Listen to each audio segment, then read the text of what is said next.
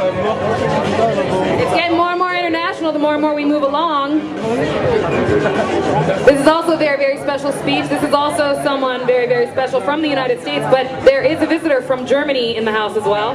Here in this house? Here in this house. I did not know she was here. I heard that Mitt Romney was in town, but I guess he left. But the Chancellor came. The Chancellor is here. Angela Merkel. Angela Merkel and President George W. Bush. Yeah, he's still alive. This is the first duet of the night. First duet. And if it is a duet and you want to do it as a duet, go ahead and do it as a duet. And you can ask one of us if you can't find someone to do it with you. You can also do a speech with a friend. You can do whatever you want when you get up here. It's like spin dating, but a political spin dating. You know? Exactly.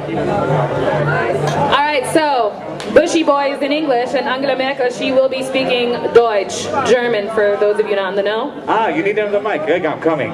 We need the other mic. Aren't these the most beautiful politicians you've ever seen? Look at these, look at that. I've never seen George Bush or Angela Merkel ever look so good. Thank you.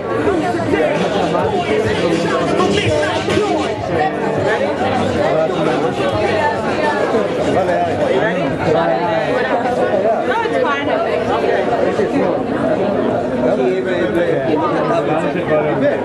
We're starting. Thank you for coming, Chancellor. And I had a series of discussions on important subjects, starting with us at dinner we had last night. And then we got up this morning and had the wonderful opportunity to walk across the Sam of the Ranch. It was a glorious morning. The sun was beginning to rise. The birds were beginning to chirp. And we were able to have a meaningful discussion on a lot of issues. And then we completed a discussion here in what is my office. Madam Chancellor, I'm really glad you gave an excuse to come down to Texas. And I'm really glad you and Professor Sauer came. You can imagine how conducive it is to have a meaningful strategic discussion in an environment outside of our respective capitals. And that's what we did. We discussed Afghanistan. I do want to thank the German people for their strong support of this young democracy. And I appreciate the German troops who are far from home, who are helping people realize the blessing of liberty. We discussed Iran and our deep desire to solve this important issue diplomatically. And I believe we can solve it diplomatically, and it is more likely we do so when the United States, Germany, and other nations work collaboratively to send a common and firm message to the Iranian that it is the free world. It should have the capacity to be able to make a nuclear weapon, and we work together accordingly. We talk about Iraq. I want to thank Chancellor Merkel for understanding that success in Iraq is important for Middle Eastern peace. I fully understand that our nations have had difference of opinion on this issue, but now that this Iraqi democracy is emerging, I really appreciate the fact that Germany has been a constructive partner in the compact, constructive partner with Iraq in the compact, and I appreciate very much the fact that the German government is committed to help train police. In the UAE, I want to thank the Chancellor for her clear vision on issues such as Kosovo and Burma and Lebanon. We discussed the Middle Eastern peace. The upcoming Annapolis conference is an important moment as we head towards two states living side by side in peace.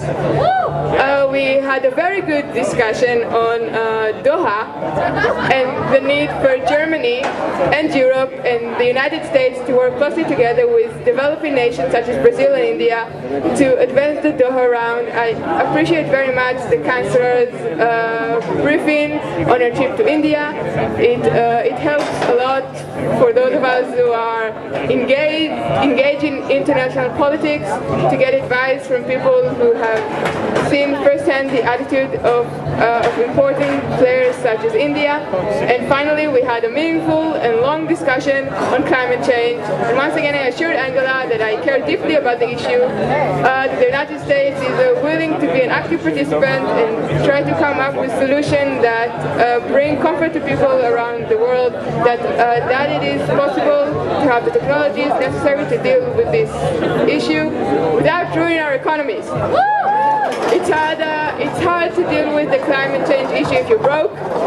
It's easier to deal with the climate change issue if you've got the revenue and finances that enable you to invest in new technologies that will change how we live, and at the same time enable us to grow our economies, and at the same time enable us to be good stewards of the environment. And so, Madam Chancellor, the mic is yours. Sehr geehrter Herr Präsident, lieber George, ich möchte mich zuerst bedanken für diese Möglichkeit, hier in Texas dieses Gespräch zu führen.